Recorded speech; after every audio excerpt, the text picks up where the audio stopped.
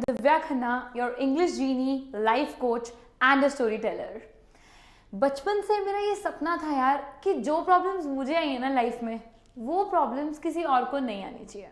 Now how did I actually step into becoming an English coach? क्योंकि बचपन में ऐसे बहुत सारे इंसिडेंट्स देखे हैं जहाँ पे बोलना तो बहुत कुछ चाहती थी और फिर मन करता था कि आंसर दो, जवाब दो, चाहे कोई नए इंसान को मिलो या सोशल गैदरिंग में, बट बोलते बोलते एक झिझक और नर्वसनेस होती थी. And that is exactly Y मैंने सोचा ये प्रॉब्लम काफ़ी सारे लोग हैं जो इनकाउंटर करते हैं और क्यों ना लोगों को हेल्प की जाए, right? So here I am for you guys and आज I am here for class 12. Okay, so let me give you a news. I have been teaching the students of class 12 for quite a long time, but this is the first time that we are teaching on YouTube. And हमारा ये सपना है कि हम देश के maximum लोगों को हेल्प कर सकें. तो आज हम स्टार्ट करेंगे क्लास 12 का syllabus and I am going to be telling you a lot of things जो तुम्हें बोर्ड एग्जाम्स में हेल्प करेंगी एंड ऑल्सो तुम्हें ये बताएंगी कि कैसे तुम बोर्ड एग्जाम को परफेक्टली क्रैक कर सकते हो and that too with confidence. Okay, तो यार देखो, English is not something which can be crammed, या जिसको तुम रट्टा लगा सकते हो या जिसको तुम याद कर सकते हो. नहीं, इंग्लिश इज समथिंग जिसको तुम्हें दिल से कनेक्ट करने की जरूरत है. स्टोरीज को समझो, पोम्स को समझो, लेकिन बोर्ड एग्जाम्स को क्या चाहिए है? बोर्ड एग्जाम्स को चाहिए कीवर्ड्स, वोकैबुलरी, ठीक है, आंसर्स की फ्रेमिंग बहुत राइट होनी चाहिए, स्टोरीज की अंडरस्टैंडिंग बहुत प्रॉपर होनी चाहिए, ताकि when you pen down your answers you are able to put the right keywords, and that is exactly what we are going to learn in these 32 sessions that you guys are going to have with me. Okay, तो guys सबसे पहले make sure कि इन classes को के साथ साथ you need to maintain 2 notebooks. एक होगी आपकी क्लास नोटबुक, जितने भी मैं आपको नोट्स बनवाऊंगी सारे के सारे नोट्स जाएंगे क्लास नोटबुक में. साथ ही साथ आपकी बनेंगी वोकैबुलरी नोटबुक्स, जितने भी मैं तुम्हें कीवर्ड्स करवाऊंगी, जैसे आज मैंने तुम्हें कोई नया शब्द कराऊंगी, साथ ही साथ मेक श्योर वो वर्ड कीवर्ड जो है तुम्हारा वोकैबुलरी नोटबुक में पहुंच जाए. ऑल्सो एक बहुत इंपॉर्टेंट हैबिट इनकलकेट करने की कोशिश करना. सीखना और बोलना हम सब चाहते हैं, कुछ एफर्ट मारना पड़ेगा. कोई भी शब्द सीखेंगे तो तुमने कोशिश करनी है कि उस शब्द को अपनी normal day to day life में यूज़ करना शुरू करो. आई नो बहुत ऐसे कम लोग होते हैं जो इंग्लिश में बात करते हैं, बट हम खुद से शीशे के सामने खड़े होकर बात कर सकते हैं. ट्राई करो, उन शब्दों को यूज़ करो और देखना इवेंचुअली वो तुम्हारी वोकैबुलरी का पार्ट बन जाएंगे. Is that okay? All right, so if you have any queries or comments, you can actually put them down in the comment section and I'll be taking all your queries, right? So, आज हम start करेंगे एक बहुत ही powerful poem, एक बहुत ही impactful poem, a poem which I personally connect to, और तुम भी शायद इस पोम से बहुत कनेक्ट करोगे. And the name of the poem is keeping quiet by Pablo Neruda. अच्छा, बहुत सारे लोग मुझसे पूछते हैं मैम पोएम होता है कि पोम होता है? बेसिकली जो करेक्ट प्रोनाउंसिएशन है वो है poem. Is that okay? So आज हम करने वाले हैं poem keeping quiet by Pablo Neruda. Alright, कहते हैं ना यार, ये भागती दौड़ती जिंदगी में हम सब इतना तेज भाग रहे हैं कि शायद भागते भागते या रिस्पॉन्सिबिलिटीज को फुलफिल करते करते, रिस्पॉन्सिबिलिटीज गाइज को फुलफिल करते करते, ओके, या एक्सपेक्टेशंस को फुलफिल करते करते गाइज, और कहीं ना कहीं अपनी आइडेंटिटी को बनाते बनाते, आइडेंटिटी बनाना चाहते हैं, रिस्पॉन्सिबिलिटीज़ फुलफिल करना चाह रहे हैं, एक्सपेक्टेशंस हैं हमारे पास. तुम्हारे पे मार्क्स की एक्सपेक्टेशंस होंगी या अच्छे रिजल्ट्स की एक्सपेक्टेशंस होंगी तुमसे, हमसे कोई और मतलब इस दुनिया के भाग दौड़ में रिस्पॉन्सिबिलिटीज़ पूरी करते करते, एक्सपेक्टेशंस को पूरी करते करते, आइडेंटिटी बनाते बनाते, अपना नेम के लिए या for the sake of money हम सब कहीं ना कहीं खो गए हैं. We all have lost ourselves. शायद हमने खुद को खो दिया है.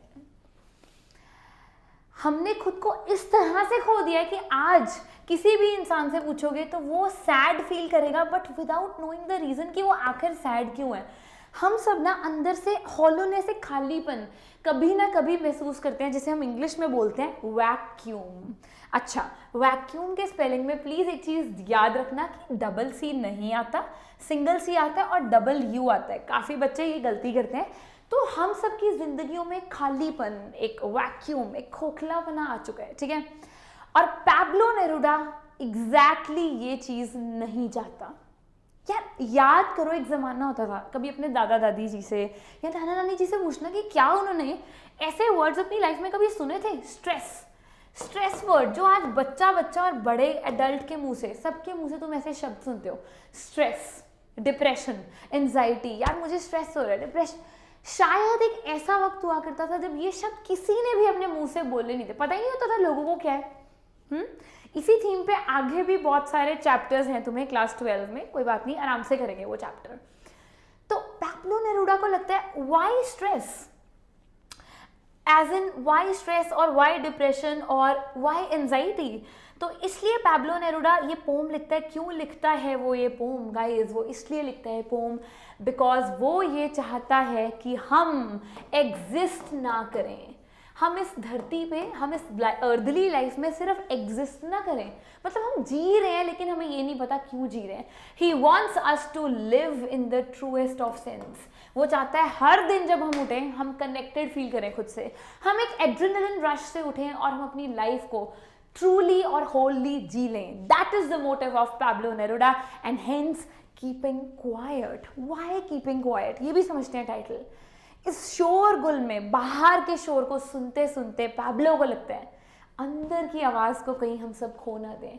लोगों की डिमांड्स पूरी करते करते, अपनी लाइफ में एक आइडेंटिटी बनाते बनाते, अपने लिए एक मुकाम हासिल करते करते, कहीं ये ना हो कि हम अपने अंदर की आवाज को सुन ना पाए।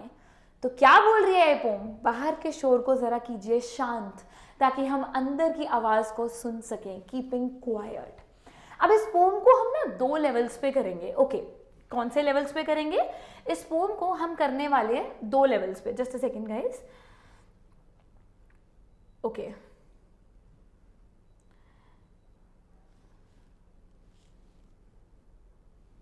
Just a second. ओके,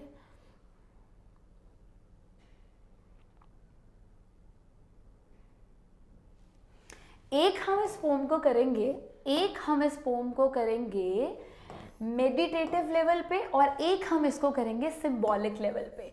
एक हम इस पोम को करेंगे मेडिटेटिव लेवल पे और एक हम करेंगे सिंबॉलिक लेवल पे। ध्यान से सुनो। कीपिंग क्वाइट, ऐसा लगता है ऊपर ऊपर से जो पोएट है ना वो हमें मेडिटेशन करवा रहा है कि एकदम शांत हो जाओ, बी पीसफुल, सब कुछ छोड़ छाड़ के बैठ जाओ। ये ऊपर ऊपर से पोम का मीनिंग है, लेकिन एक्चुअल में पोएट जो है वो सिंबॉलिक मीनिंग निकालना चाह रहा है इस पोम से। कौन सा मीनिंग निकालना चाह रहा है? सिंबॉलिक मीनिंग निकालना चाह रहा है। वो हमें एक लार्जर मीनिंग दे रहा है इस पोम से, जो आज हम समझेंगे कि वो जो कनेक्ट हम सब ने, तुमने, मैंने और हम सब ने खुद से कहीं ना कहीं भागते भागते खो दिया है, क्यों ना उस कनेक्ट को दोबारा क्रिएट किया जाए। Okay, so what is the intention of the poet? The poet wants all of us. Now this is really important. सारे कीवर्ड्स को बहुत ध्यान से समझना, बिकॉज बोर्ड एग्जाम्स में you need to actually follow these keywords. समझना, ठीक है? पोएट चाहता है कि भाग रहे हो, दौड़ रहे हो, खुद को खो रहे हो, एक काम करते हैं, let's take a productive pause. Let us take a productive pause. रुक जाइए, थम जाइए, जरा कुछ टाइम के लिए रुक जाइए। क्यों? लो प्रोडक्टिव पॉज। ओके, वो कहता है पहले स्लो डाउन, रुक जाइए, स्लो डाउन, थोड़ा सा थम जाइए। Okay, slow down. नेक्स्ट क्या बोलता है? वो कहता है let us introspect. Let us introspect, समझाती हूँ मीनिंग सारे। Let us retrospect, introspect, let us retrospect. Okay, अब मैं मीनिंग समझाती हूँ। कहता है भाग रहे हो तुम सारे, चाहे तुम चाहे मैं, थोड़ा सा थम जाओ। ये पोम का मीनिंग कनेक्ट करना अपनी लाइफ से। Let us introspect. इंट्रोस्पेक्ट का मतलब होता है टू लुक विद इन, अंदर झांकने को बोलते हैं। लुक विद इन, क्या मैं सही जा रही हूँ, क्या मैं गलत हूँ, कहाँ सही हूँ कहाँ गलत हूँ, खुद से कनेक्ट करो, इंट्रोस्पेक्ट करो। रेट्रोस्पेक्ट करो। Now what is the difference between introspect and retrospect?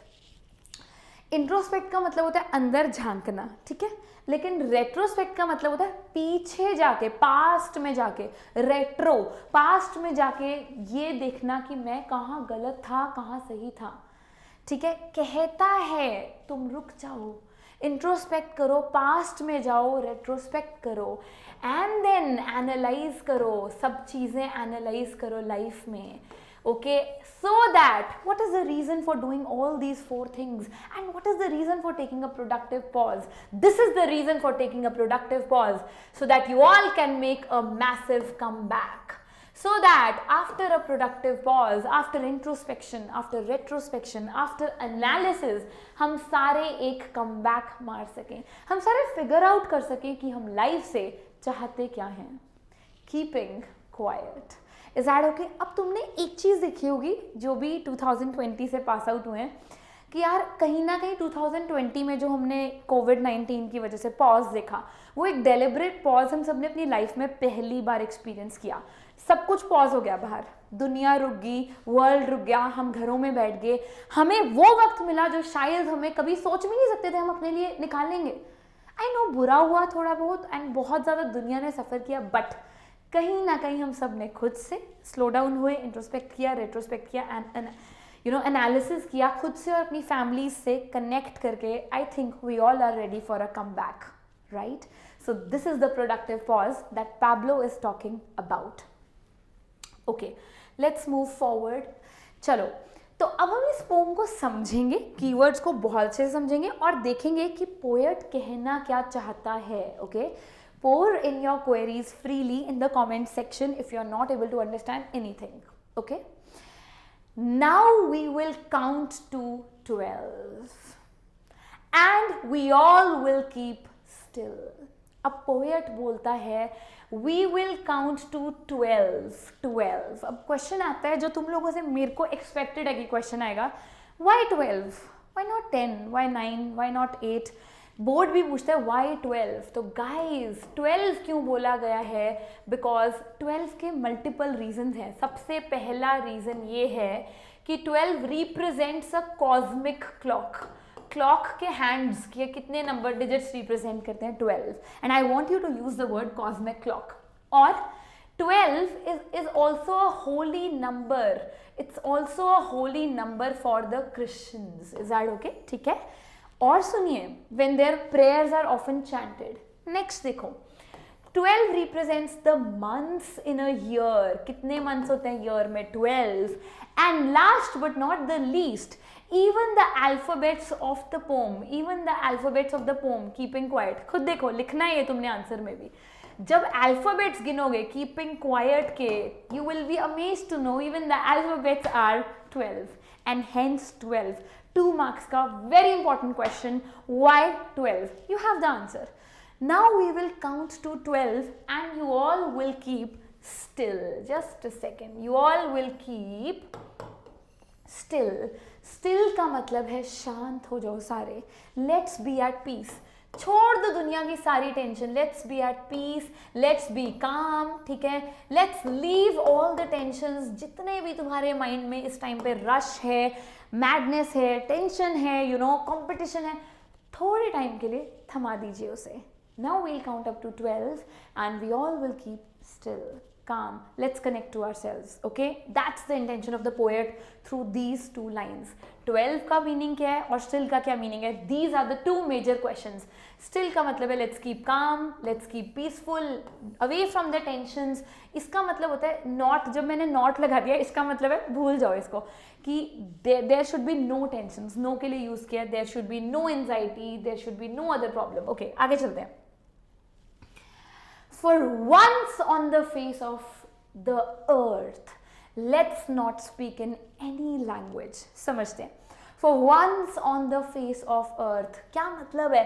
For once on the face of earth, दुनिया में एक बार सिर्फ। For once, can we keep quiet? For once on the face of earth का मतलब है दुनिया में ऐसी मोमेंट कभी भी नहीं हुई। Such an extra ordinary moment has never before happened. जब पूरी दुनिया थम गई हो, जब पूरी दुनिया खुद से कनेक्ट कर रही हो, वो कनेक्ट जो हमने भीड़ में खो दिया है, ये वो मोमेंट होगा पहली बार जो सारी दुनिया वो कनेक्ट को फील कर पाएगी। शायद हम बहुत लकी हैं, तुम्हारा बैच बहुत लकी है कि क्योंकि तुमने रिसेंटली ये वाला पॉज इनकाउंटर किया 2020 में। वंस पहली बार ऐसी चीज़ अर्थ पे होगी। Let's not speak in any language, okay? Now what is the deep meaning of the word language? Language को रोकने को क्यों बोल रहा है? पोएट कह रहा है लैंग्वेज नहीं बोलनी इस मोमेंट में। क्या लगता है तुम्हें लैंग्वेज को रोकने को क्यों बोल रहा है? बिकॉज गाइज कहीं ना कहीं पोएट ये महसूस करता है कि जो लैंग्वेज है ना, मैं हिंदी बोलूँगी फॉर एग्जाम्पल, या कोई और जो भी, मतलब अकॉर्डिंग टू देयर रिलीजन जो लैंग्वेज है वो अलग होगी, अकॉर्डिंग टू द कंट्री जो है वो लैंग्वेज अलग होगी। कोई इंग्लिश बोलेगा, कोई हिंदी बोलेगा, कोई पंजाबी बोलेगा, समझ में आ गया? तो वो कहते हैं सारी लैंग्वेजेस को इस मोमेंट में रोक दो। क्यों? क्योंकि उसे लगता है लैंग्वेज जो है it creates discrimination. Now this is very important. मतलब ना लैंग्वेज से कहीं ना कहीं एक चीज़ पता लग जाती है। क्या पता लग जाती है? आइडेंटिटी पता लग जाती है, बैकग्राउंड पता लग जाता है। और पैब्लो नहीं चाहता कि आप या मैं या कोई रिलीजन या कोई कंट्री आपस में इस मोमेंट में डिवाइडेड हो। वो चाहता है सारी दुनिया एक हो, हम सारे ह्यूमंस हो इस मोमेंट में। इसलिए कहता है लैंग्वेज को रोक दो, कोई नहीं बोलेगा कोई भी लैंग्वेज, क्योंकि लैंग्वेज डिस्क्रिमिनेशन क्रिएट करता है, मतलब भेदभाव। गाइस हो सकता है मैं हिंदी के गलत लिख दूं, कोशिश करूंगी सही लिखूं, बट होस्ट कहते हैं लैंग्वेज जो है भेदभाव क्रिएट करती है, डिस्क्रिमिनेशन क्रिएट करती है। और क्या क्रिएट करती है? प्रेजुडिसेस। इसका क्या मीनिंग होता है? नया वर्ड अगर किसी को नहीं आता, प्रेजुडिसेस का भी मतलब होता है भेदभाव। I am gonna be giving you these notes, मतलब तुम्हें पीडीएफ में ये सारे नोट्स मिल जाएंगे। Link will also be given to you guys. Also मैंने एडिशनल नोट्स प्रिपेयर किए हैं जो आपको दिए जाएंगे, राइट? तो ध्यान से सुनो। इसलिए कहते हैं किसी इस एक्स्ट्रा ऑर्डिनरी मोमेंट में, इस स्प्लेंडेड मोमेंट में stop any and every kind of language. क्यों? रीजन बताओ। So that we all are connected, so that we all are united, so that the world is not divided. आगे आ जाइए। Let's stop for a second. Stop all kind of an activity, all kind of activity that is destructive. Her activity को रोक दीजिए and not move our arms so much. And not move our arms so much. बहुत important है। इसका meaning क्या है? जैसे कि तुम्हें बोला, ऊपर से तुम्हें समझ में आएगा कि पोएट हमें मेडिटेशन करवा रहा है कि हिलो ना, डुलो ना, चुपचाप बैठ जाओ, बोलो ना, लेकिन डीप मीनिंग का क्या मीनिंग है इसका? Let's not move our arms so much.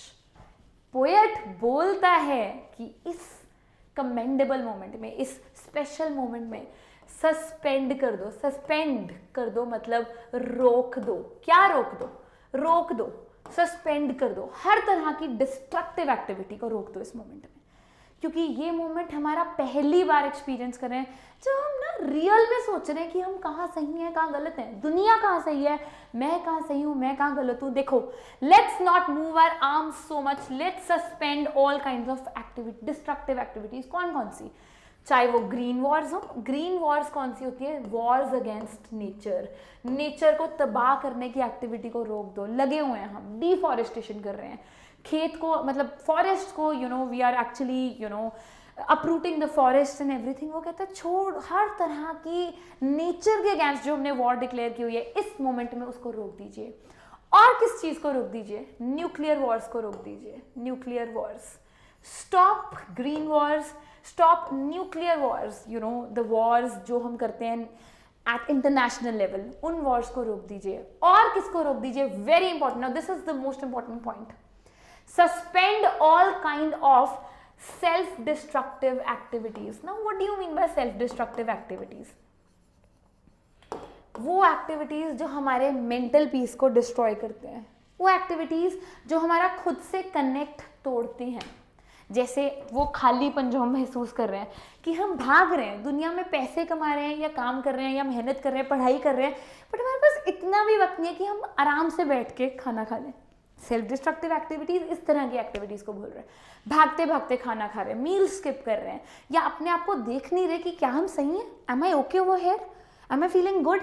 तो वो कहता है इस मोमेंट में सारी, let's not move our arm so much, please याद रखना इन तरह की 3 एक्टिविटीज को रोक देना है। Green Wars, Wars against nature, nuclear Wars मतलब वेपन्स वाली वॉर, बॉम्ब्स वाली वॉर्स, एंड सेल्फ डिस्ट्रक्शन वाली वॉर्स मतलब जिसमें हम अंदर से एम्प्टीनेस फील कर रहे हैं, अंदर से स्ट्रेस्ड फील कर रहे हैं, अंदर से डिप्रेस्ड फील कर रहे हैं, वो सारी एक्टिविटीज रोक जाएं और थम के खुद से कनेक्ट करें।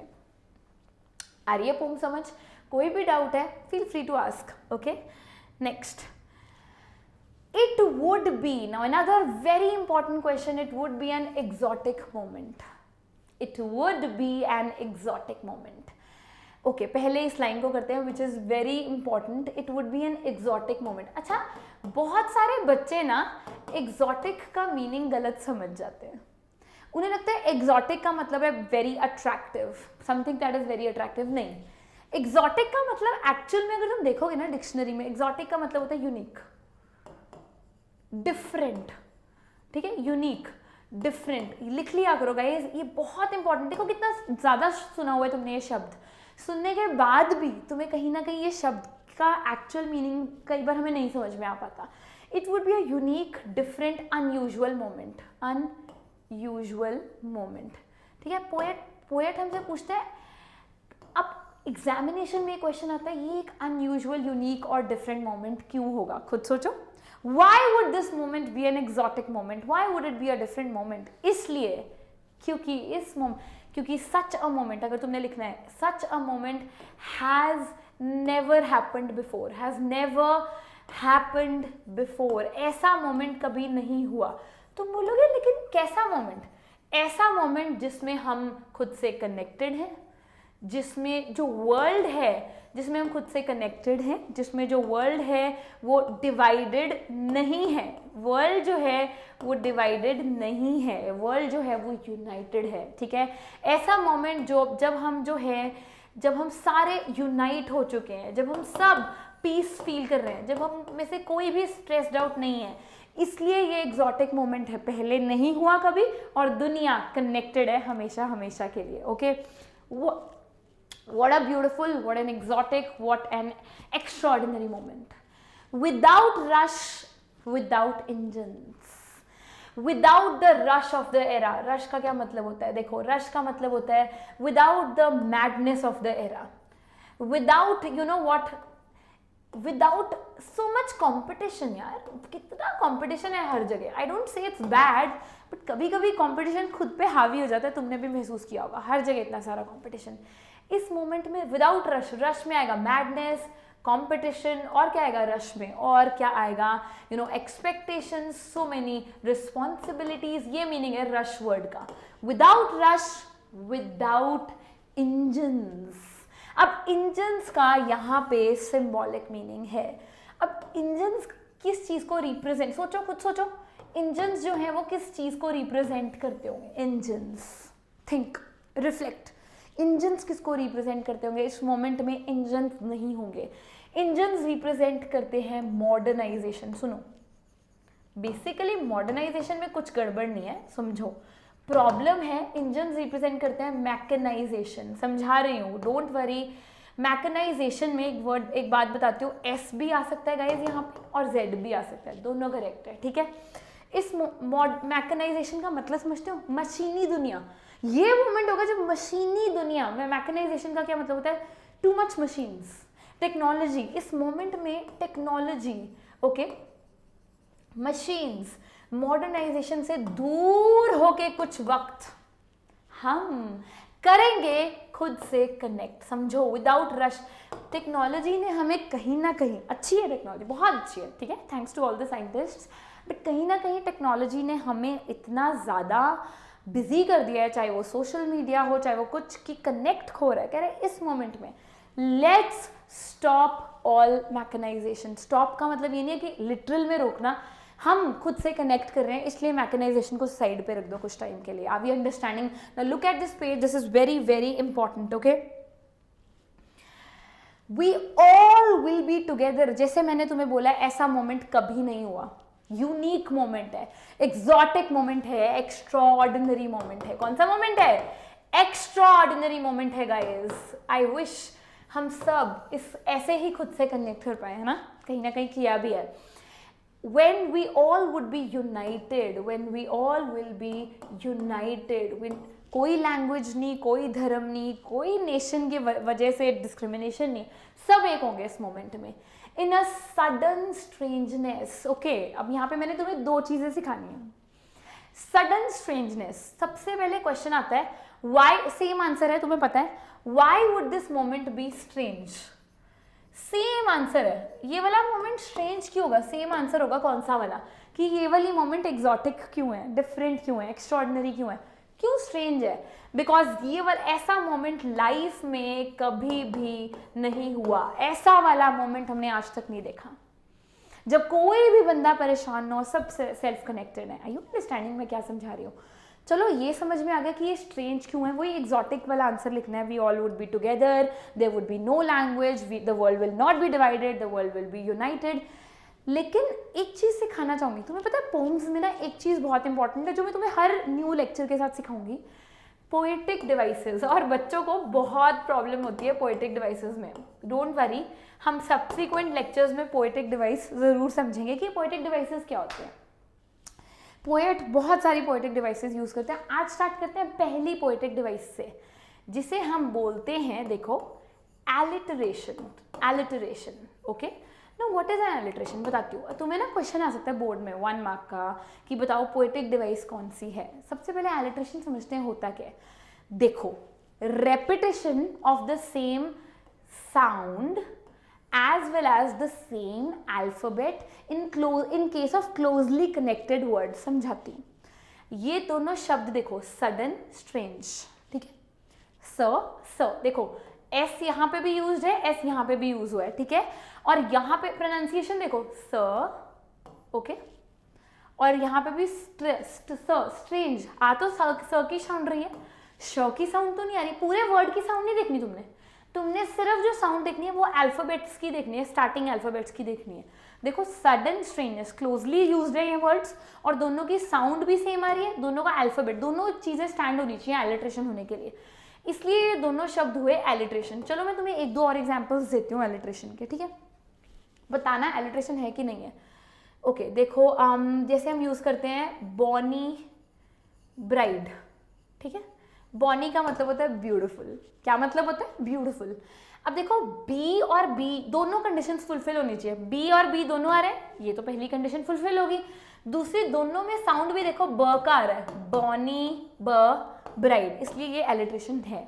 चलो एक और एग्जाम्पल करते हैं. देखो, स्वीट शुगर. सोचो जरा, इससे पहले मैं तुम्हें बताऊं क्या ये एलिट्रेशन है. This is very important example. Check करो क्या ये एलिट्रेशन है. देखते हैं. देखो, एस और एस वाली कंडीशन तो है, दोनों में एस और एस आ रहा है. लेकिन देखो यार, इसमें स की साउंड आ रही है, स्वीट, स. और इसमें क्या आ रही है? शुगर, श की साउंड आ रही है. क्या इसमें सेकंड कंडीशन फुलफिल हुई? बिल्कुल भी नहीं.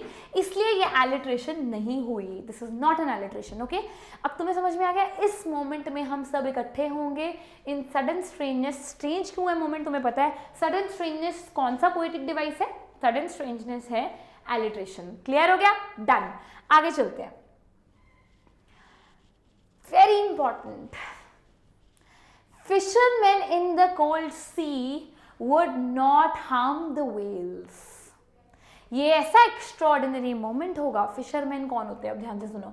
जब फिशरमैन जो हैं, ओके, पेन्स बड़े डिफरेंट हो रहे हैं बट कोई बात नहीं. फिशरमैन जो हैं वो व्हेल्स को हार्म नहीं करेंगे. सोच सकते हो इसका क्या मीनिंग होगा? डीप. फिशरमैन पता है किसको रिप्रेजेंट करते हैं? हर तरह के ऑपरेसर्स को. कोई बात नहीं, अगर तुम्हें ये शब्द नहीं पता समझाऊंगी. ऑपरेसर्स का मतलब है जो किसी को दबाते हैं, जो किसी को तंग करते हैं, जो किसी को टॉर्चर करते हैं. कोई भी हो सकते हैं, चाहे कोई बंदा किसी गरीब बंदे को तंग कर रहा है. व्हेल्स कौन है? ऑपरेस्ड हैं. ऑपरेस्ड. ठीक है. ये वो मोमेंट है जब सबको एक चीज होने वाली है. क्या होने वाली है? सबको सेल्फ रियलाइजेशन होने वाली है. ये वर्ड बहुत इंपॉर्टेंट है गाइस. सेल्फ रियलाइजेशन होने वाली है. Self realization. देखो कि कहाँ हम सही हैं, कहाँ गलत है. तो जिस तरह के भी जो ऑपरेसर, फिशरमैन पता है कौन है? वो बंदे जो दूसरों को तंग करते हैं. ऑप्रेसर्स या जो बंदे हंटर्स हैं किसी भी तरह के, देखो चाहे मैन है, मैन भी हो सकता है, एग्जाम्पल देती हूँ तुम्हें, चाहे मैन हो सकता है जो किसको हार्म करता है, नेचर को। तो फिशरमैन में अगर तुमने कभी एग्जाम्पल देना हो ना तो तुम दे सकते हो, मैन का एग्जाम्पल दे सकते हो जो नेचर को डिस्ट्रॉय करता है। ये वाली 2 लाइन समझ में आई? Fisherman in the cold sea would not harm. हर तरह के जो ऑप्रेसर्स हैं वो सेल्फ रियलाइजेशन करेंगे कि नहीं, हमने तंग नहीं करना, चाहे वो इंसान हो जो नेचर को डिस्ट्रॉय कर रहा है, या कोई ऐसा इंसान जो वॉर्स वेज कर रहा है, या कोई ऐसा इंसान जो किसी को डोमिनेट कर रहा है। हर तरह के जो ऑप्रेसर्स, कौन होते हैं ऑप्रेसर्स? कम ऑन, यस, ऑप्रेसर्स का मतलब होता है तो दूसरों को दबाते हैं। हर तरह के ऑप्रेसर्स जो हैं वो शांत हो जाएंगे, वो थम जाएंगे। क्यों थमेंगे? क्योंकि उनको होगी एक massive self realization. Okay, let's move ahead. And man gathering salt would look at his hurt hands. बड़ा प्यारी 2 लाइन्स हैं। क्यों प्यारी 2 लाइन्स हैं? हमसे कनेक्ट होती हैं, तुमसे कनेक्ट होती हैं। देखो, मैन गैदरिंग सॉल्ट कौन है? मैन गैदरिंग सॉल्ट सिर्फ वो नहीं है जो सॉल्ट गैदर कर रहा है। मीनिंग समझो, man gathering salt would look at his hurt hands. हर चीज का सिंबॉलिक मीनिंग है। मैन गैदरिंग सॉल्ट कौन है? मैन एट लार्ज, हम सब जो लगे पड़े हैं, भाग दौड़ में लगे हैं ड्रीम्स के लिए। अच्छी बात है, क्यों नहीं पूरे करने चाहिए dreams, but with a productive pause. ठीक है, man at large who is destroying himself, क्यों डिस्ट्रॉय कर रहा है? In a quest of his progress, मतलब who is destroying himself for the sake of success, for the sake of progress। मतलब समझाती हूँ, टेंशन ना लो। फिशरमैन से समझते हैं पहले कि फिशरमैन जो है, सॉरी, मैन गैदरिंग सॉल्ट है ना, जो वो बेसिकली सॉल्ट को गैदर करने में इतना बिजी है, उसको घर के लिए रोटी कमानी है, कि कहीं ना कहीं ये करते करते वो ये नहीं देख रहा उसके हाथ को क्या डैमेज हो रहा है। इस मोमेंट में हर इंसान को रियलाइज होगा कि भागते दौड़ते हमने खुद को क्या डैमेज किया। तुमने ये शब्द बहुत ऑफन सुने होंगे, मेंटल हेल्थ इशू आ रहा है, परेशान हो रहा हूँ, जितनी भी परेशानी। इस मोमेंट में हर इंसान कहेगा कहीं ना कहीं भागते भागते, प्रोग्रेस करते करते, सक्सेस करते करते मैंने खुद को तो नहीं डैमेज कर लिया। वो जो सेल्फ डैमेज है, वो जो सेल्फ डिस्ट्रक्शन है, वो थम जाएगी, वो रुक जाएगी। मैन गैदरिंग सॉल्ट हम हैं, man at large would look at his hurt hands. कहा था ना, खाना नहीं खाते काम करते करते। इस मोमेंट में हम देखेंगे कि कैसे अपनी लाइफ को ट्रैक पे ले आए। Are these all lines very clear to you? मतलब हमने देखा कैसे पोम शुरू हुई, कैसे पोएट ने हमें बोला शांत हो जाइए, अंदर के शोर को, बाहर के शोर को शांत करके अंदर की आवाज़ को सुनिए, और कैसे वो हमें बोल रहा है ये एक एक्स्ट्रॉर्डिनरी मोमेंट होगी। चले आगे। Okay, those who prepare green Wars. आज हमने डिस्कस किया था ग्रीन वॉर्स कौन सी होती हैं, वॉर्स अगेंस्ट नेचर, वो सारी वॉर्स जो हमने नेचर के अगेंस्ट वेज की हैं। ठीक है, जो इंसान ऑप्रेसर्स कह लो, दोज में कौन होंगे? दोज, हर तरह का इंसान, सेल्फिश पीपल, दोज में कौन होंगे? तो अगर तुमसे ना क्वेश्चन आ सकता है सेल्फिश पीपल, तुमसे क्वेश्चन आ सकता है दोज कौन है, तुम बोलोगे वो लोग जो अपने सेल्फिश इंटरेस्ट के लिए करते हैं, मतलब सेल्फिश पीपल, या तुम फिर से वो वर्ड यूज कर सकते हो ऑप्रेसर्स। Those who prepare green wars मतलब wars against nature, deforestation, destruction, जहाँ पे हम नेचर को तबाह कर रहे हैं। ठीक है, wars with gas, wars with fire। Green wars तो समझ में आ गई हमें कौन सी है, नेचर को डिस्ट्रॉय करने की wars। wars with gas, wars with fire, कौन सी wars हैं? न्यूक्लियर wars होंगी, न्यूक्लियर एटमिक wars, जिनके बारे में हमने पढ़ा हुआ है। Victory with no, this is a very important and a beautiful line, victory with no survivors, sorry। तो कहते हैं victory with those who prepare green wars, wars with gas, wars with fire। चलो इनको तो इकट्ठे समझेंगे, यहाँ तक समझेंगे, लेकिन पहले victory with no survivors का मीनिंग समझते हैं। ये लाइन ना वॉर की आयरनी बताती है। क्या बताती है वॉर की? आयरनी। आयरनी का क्या मतलब होता है? कोई चीज़ जो दिखने में कुछ और हो और उसका मीनिंग कोई और निकले। देखो क्यों लड़ी जाती हैं वॉर्स, क्यों लड़ते हैं वॉर? हम इसलिए लड़ते हैं कि या तो हम रिलीजन के लिए लड़ते हैं वॉर, ठीक है, या हम नेशन के लिए लड़ते हैं, या इसलिए लड़ते हैं वॉर कि हम सुपीरियर तुम इन्फीरियर, है ना, इसलिए वॉर्स को लड़ा जाता है।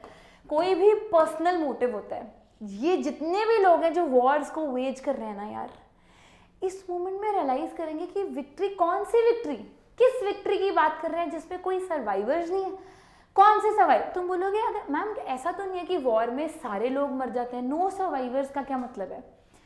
विक्ट्री विद खोखली विक्ट्री है, खाली बहुत ही यूजलेस विक्ट्री है। क्यों? अगर हम वॉर में जीत भी जाते हैं ना तो हम वो जीत नहीं लगती जब लोग डिस्ट्रॉय हो जाते हैं, जब कितनी डेथ्स हो जाती हैं वॉर में, कितने लोगों की डेथ होती है।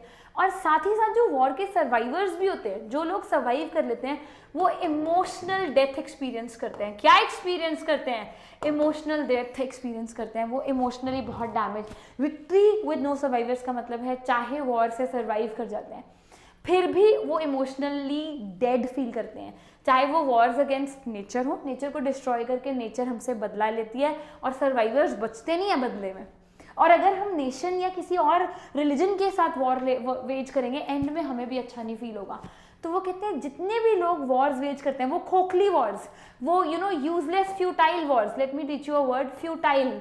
फ्यूटाइल, FUTILE, क्या मतलब होता है फ्यूटाइल का? यूजलेस, जिससे किसी को अच्छा नहीं फील हुआ। लड़के भी कभी अच्छा फील होता है? बिल्कुल भी नहीं।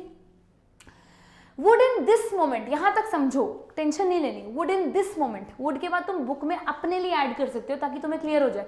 वुड अपने लिए, just add it for yourself. Would in this moment, in this moment, इस मोमेंट में, कौन से मोमेंट में?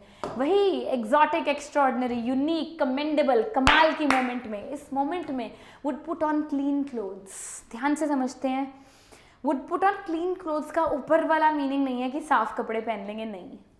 Would put on clean clothes का मतलब होता है पुराने कपड़े। वो पुराने कपड़ों का क्या मतलब है? I just explain, I am rubbing this now, ठीक है? तुम्हें आई होप ये समझ में आ गया। Just a second, bear with me. Would put on clean clothes, इधर देखिए, क्लीन क्लोथ्स का मतलब है, बुक में अपने अंडरस्टैंडिंग के लिए लिखो प्रोफेशन, पहले लिखो। क्लोथ्स का मतलब है अटायर, अटायर का मतलब है प्रोफेशन। समझाती हूँ। अब प्रोफेशन का ये मीनिंग नहीं होता जैसे कि तुम बोलो मैम वो एक IAS ऑफिसर है, या आप एक मेंटोर हो, या कोई बंदा एक डॉक्टर है, वो तो होता ही है। प्रोफेशन का एक्चुअल मीनिंग समझते हो? जो चीज़ को हम प्रमोट करते हैं, ध्यान से समझो, जिस चीज़ को हम प्रमोट करते हैं। फॉर एग्जाम्पल मैं बोलूँ हमें पीसफुल रहना चाहिए, हमें यूनाइटेड रहना चाहिए, हमें अच्छी मेहनत, जो भी चीज़ को हम प्रमोट करते हैं वो हमारा प्रोफेशन होता है। कहते हैं इस मोमेंट में ना वो पुराना प्रोफेशन छोड़ देंगे। पुराना प्रोफेशन, देखो, पुराना प्रोफेशन मतलब पुराने कपड़े, क्लियर? पुराना प्रोफेशन, और प्रोफेशन के स्पेलिंग में याद रखना सारे FF यूज करते हैं, विच इज रॉन्ग। सारे तो नहीं, काफी, तो सिंगल F यूज करना है और SS यूज करना है। पुराना प्रोफेशन छोड़ के लोग जो हैं वो नया प्रोफेशन प्रमोट करेंगे। लेकिन नया, क्लीन क्लोथ्स मतलब न्यू प्रोफेशन। कौन सा न्यू प्रोफेशन होगा? When people would promote, ये लिखोगे तुम, in this moment people would promote unity, love, peace, togetherness। दोबारा बोल देती हूँ तुम्हारे लिए अगर नहीं समझ में आया हो। लोग पुराने कपड़े उतार देंगे का मतलब है पुरानी चीज़ें जो वो प्रमोट करते थे कि हमें लड़ना चाहिए, हमें डिफरेंस क्रिएट करना चाहिए, हमें ये करना चाहिए, वो सब चीज़ें छोड़ देंगे। क्योंकि क्या होगी उनको? Yes, you know the word, write it in the comment section. Self realization होगी, ठीक है? और इसलिए वो पुराने कपड़ों को उतार के, मतलब पुराने प्रोफेशन को उतार के न्यू कपड़ों को पहनेंगे, विच मीन्स वो प्रमोट करेंगे। क्या प्रमोट करेंगे? Yes, you are right, unity, love, peace, togetherness. And walk about with their brothers. Brothers कौन है? सारे, मैनकाइंड। अब उनके लिए कोई धर्म के बेसिस पे डिविजन नहीं है। ऐसा नहीं है कोई इस देश को बिलोंग करता है, सब हम क्या हैं by the end of the day? इस मोमेंट में हम सब ह्यूमन बींग्स हैं। क्या है? Human beings. इस मोमेंट में हम सब एक हो जाएंगे। would walk about with their brothers in the shade। अब कोई प्रॉब्लम नहीं है। doing nothing, बच्चे अक्सर पूछते हैं doing nothing का क्या मीनिंग है?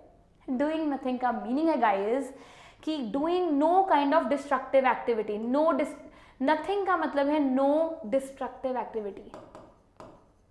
no destructive activity, very important, please take a note। doing nothing का मतलब है कोई डिस्ट्रक्टिव एक्टिविटी नहीं हो रही होगी इस मोमेंट में। क्या समझ में आ गया? हर तरह की वॉर थम जाएगी, हम सब एक हो जाएंगे, भूल जाएंगे सारी बुराइयां और एक होकर डूइंग नथिंग में का मतलब है प्यार प्रमोट करते करते एक साथ चलेंगे. Very important. Okay, let's move forward. अब ना पोएट अपने आप को क्लैरिफाई करता है, क्योंकि मैंने एक चीज़ देखी है, मैं भी थी जब 12th में मैंने ये पोम पढ़ी थी खुद. Okay, and you also are reading this poem. बच्चे अक्सर इसका ये मीनिंग निकाल लेते हैं जो पोएट क्लैरिफाई करने वाला है कि जी पैब्लो नेरुडा या पोएट ने बोला था कि दुनिया में भाग दौड़ मत करो, नहीं करना, आराम से बैठो, काम काज छोड़ के बैठो. नहीं, पोएट यही क्लैरिफाई कर रहा है कि ना जी ना, मैं यहाँ पे ये नहीं बोल रहा काम काज छोड़ के. ये तीनों लाइनें बहुत इंपॉर्टेंट है.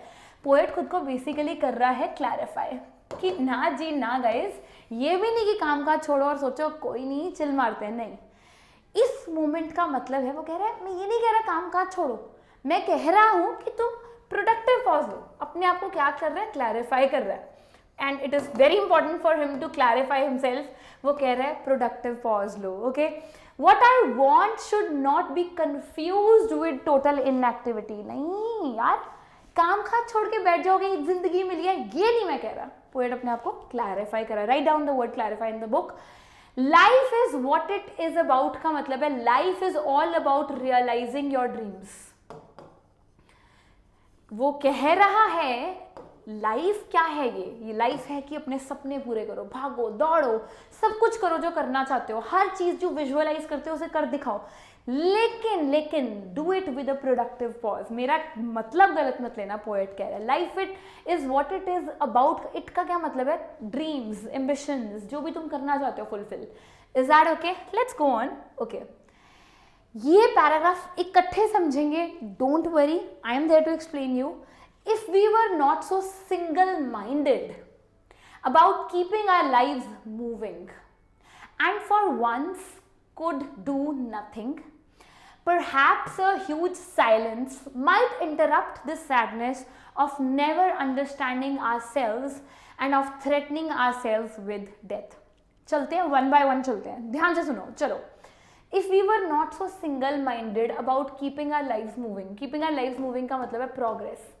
single minded का मतलब है हम क्रेजी हुए हैं कंपटीशन में, मैडनेस हुई हुई है सबको, हर जगह टॉप के स्कोर्स चाहिए, हर जगह टॉप के नंबर चाहिए, ये चाहिए, परफेक्शन चाहिए हर जगह. If we were not so single minded about keeping our lives moving. अगर प्रोग्रेस के लिए हम इतने भी पागल ना होते, मतलब प्रोग्रेस करो वो कहते हैं, लेकिन विद अ प्रोडक्टिव पॉज. ये मीनिंग है इस पैराग्राफ का basically. And for once could do nothing, यहाँ पे मतलब है कुड डू नथिंग का मीनिंग है could take a productive pause. Write down guys, नहीं तो तुम्हें हल्का सा मुश्किल लग सकता है ये वाला.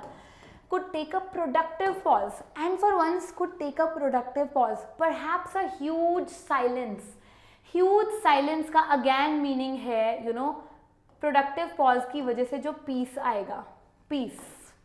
Might interrupt this sadness. Sadness का मतलब है vacuum, खालीपन. जो हम कहते हैं हम डिप्रेस्ड फील कर रहे हैं, सैड फील कर रहे हैं, एंजाइटी फील कर रहे हैं. ठीक है, इकट्ठे समझाती हूँ, पहले लिखते जाओ, ये बहुत इंपॉर्टेंट है. Of never understanding and threatening ourselves with death. Death का मतलब यहाँ पे है इमोशनल डेथ. चलो कोई नहीं, पहले मीनिंग्स लिख लिया, अब समझते हैं मीनिंग क्या है. अगर हम अपनी जिंदगी में इतने पागलपने से काम ना कर रहे होते, लाइक प्रोग्रेस के लिए इतने क्रेजी ना हुए होते और हमने दर पे लिए होते प्रोडक्टिव पॉजेस. हमने जब भी हमें लगा कि यार हम खुद से कनेक्टेड नहीं है, हमने अब अगर प्रोग्रेस करते करते प्रोडक्टिव पॉजेस लिए होते, तो आज जो आगे है ये जो डिप्रेशन, वैक्यूम, एम्प्टीनेस, खालीपन, खोखलापन, आज वो खोखलापन, खालीपन हमारी जिंदगियों में ना आया होता. थ्रेटनिंग आवरसेल्व्स विद डेथ मतलब आज हम सब इमोशनली डेड ना हुए होते अगर हम इतने सिंगल माइंडेड ना हुए होते. सिंगल माइंडेड हुए होते. पोएट कह रहे करो, लेकिन क्या करो, एक ही कंडीशन है पोएट की. Come on, go for your dreams, do it, do all that you want to do, but take a productive pause. अगर productive pause लोगे, इसका यही meaning है, तो तुम emotionally dead नहीं होगे. That's the whole meaning. Write down these words and you will understand कि क्या meaning है इन lines का. Okay, perhaps कहते हैं क्यों ना अर्थ से ही सीख लिया जाए, अर्थ धरती से सीख लिया जाए. क्या? As when everything seems dead and later proves to be alive. सोचो जरा, पोएट के हिसाब से तो अर्थ भी लेती है एक प्रोडक्टिव पॉज. पोएट कहते हैं यार अर्थ से ही सीख लो, धरती जिस पे हम सब एग्जिस्ट करते हैं वो भी लेती है एक पॉज, वो भी लेती है एक ब्रेक लेती है। कौन सी ब्रेक लेती है सोच के देखो अर्थ, और कब ब्रेक लेके कम बैक मारती है अर्थ। अकॉर्डिंग टू द पोएट देखो, कहते हैं अर्थ कब पॉज लेती है, अर्थ पॉज लेती है when it tends to hibernate in winters. Hibernate in winters, wait, hibernate का मतलब है, ऐसा नहीं लगता सब कुछ शांत हो गया विंटर्स में। हाइबरनेट का मतलब होता है अर्थ ऐसा लगता है अपने ना किसी अंदर होल में चली गई है, अर्थ जो है वो शांत हो गई, सब कुछ ऐसा लगता है विंटर में अर्थ ने प्रोडक्टिव पॉज ले लिया है, हाइबरनेट हो जाती है, सब शांत, पेड़ शांत, everything okay, everything seems to go to a standstill. ऐसा लगता है अर्थ जो है वो स्टैंड स्टिल पे आ गई है। और कहते हैं ये प्रोडक्टिव पॉज लेके अर्थ कम बैक कब मारती है, स्प्रिंग सीजन में। नोट किया तुमने स्प्रिंग सीजन में अर्थ कैसे बाउंस बैक करती है with its energy, with new leaves, with new flowers। तो अर्थ का ये कम बैक होता है। अर्थ से सीख लो कि अर्थ कितनी खिलखिला के वापस मारती है, कम बैक मारती है। यही पॉज गाइस, अगर तुम अभी स्ट्रेस्ड हो बोर्ड्स की वजह से या किसी भी एंट्रेंस एग्जाम की वजह से, come on take a productive pause for yourself, right? क्योंकि हर कोई बंदा जब प्रोडक्टिव पॉज लेता है और उसके बाद मारता है कम बैक, तो हमेशा हमारी बेटर वर्जन निकल के आती है। Now I'll count up to 12 and you all will keep quiet. First two lines of the poem are repeated yet again and I will go। जो पोएट है बहुत प्यार से पोम को एंड करता है, मतलब वो रीडर्स को अपने थॉट्स के साथ छोड़ देता है। उसने रीडर्स को बहुत कुछ बता दिया है कि यार खुद से कनेक्ट करो, वॉर्स को छोड़ दो, नेचर को डिस्ट्रॉय मत करो, लेट्स बी यूनाइटेड। क्यों कर रहे हैं हम ये वॉर्स? अब वो चाहता है कि हम सब सच में ले प्रोडक्टिव पॉज, हम सब करें एनालाइज, वो हमें अपने थॉट्स के साथ छोड़ के जाना चाहता है कि आई am going while you all just keep thinking. Okay, तो वो हमें अपनी इंट्रोस्पेक्शन और रेट्रोस्पेक्शन के साथ छोड़ के जा रहा है। So this was the lovely, beautiful and a very powerful poem keeping quiet. क्या सीख रहे हैं इस पोम से? कीवर्ड्स जो कि तुमने बहुत ध्यान से, जो भी मैंने बोर्ड पे लिखे हैं उन्हें बहुत अच्छे से करना, एंड साथ साथ मीनिंग समझना और सिंबॉलिक मीनिंग ज़रूर समझना। ऑल्सो हमने लाइफ के लिए बहुत प्यारा लेसन लिया कि यार भागते दौड़ते, कहीं सबसे प्यारी चीज़ हमारी लाइफ में हम हैं। क्यों? कहीं वो पोएट कह रहा है भागते दौड़ते खुद को मत खो देना। So everyone, as I end this lovely chapter, what you need to do is connect to yourself, talk to yourself, introspect, retrospect, and get ready for a comeback every day, every year. And I'll see you in our next supercharged session on a beautiful poem, My Mother at 66. Thank you so much, guys. Have a great day.